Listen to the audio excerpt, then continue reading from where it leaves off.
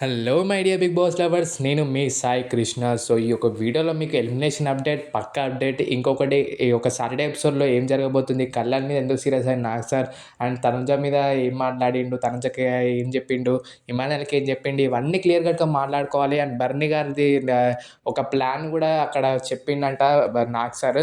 So, ఇవన్నీ మనమైతే మాట్లాడుకోవాలి. అంటే చాలా వీడియో అయితే 2 మినిట్స్ ఉంది కదా!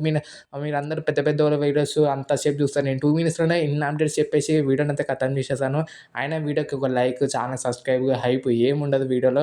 సో గైస్ ప్లీజ్ గుర్తించండి, హైప్ కొట్టండి, ఛానల్‌కి లైక్ కొట్టండి.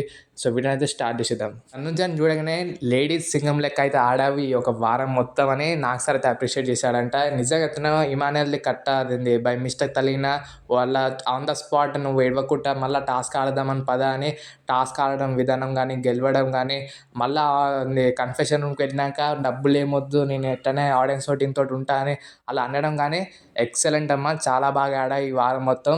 సో, నువ్వు ఆ డెసిషన్ తీసుకున్నందుకు నిజంగానే అప్రిషియేట్ చేస్తున్నానని నాగ్ సార్ అంటాడంట. అండ్ నాగ్ సార్ కళ్యాణ్‌ని లేపి, ఎందుకు కళ్యాణ్ అలా కోపడ్డావు తనుజ మీద? ఎందుకు అలా మనస్పర్ధలొచ్చాయి మీ ఇద్దరి మధ్యల? తనుజ అలా చేసినందుకు నీకెందుకు అలా కోపం వచ్చిందని నాగ్ సార్ కళ్యాణ్‌ని అడుగుతాడంట.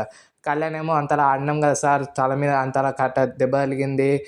నన్ను లీలలో అంటే భయం. ఆయన లీలలోకి పోయి టాస్క్ ఆడింది. ఇంత కష్టపడ్డాక ఎందుకు వదిలేసుకోవడం అని నా బాధ సార్ అని కళ్యాణ్ అంటాడంట. సో, కళ్యాణ్ అనడం విషయంలో కూడా నాకు జెన్యూన్ అనిపించింది. సో, అది.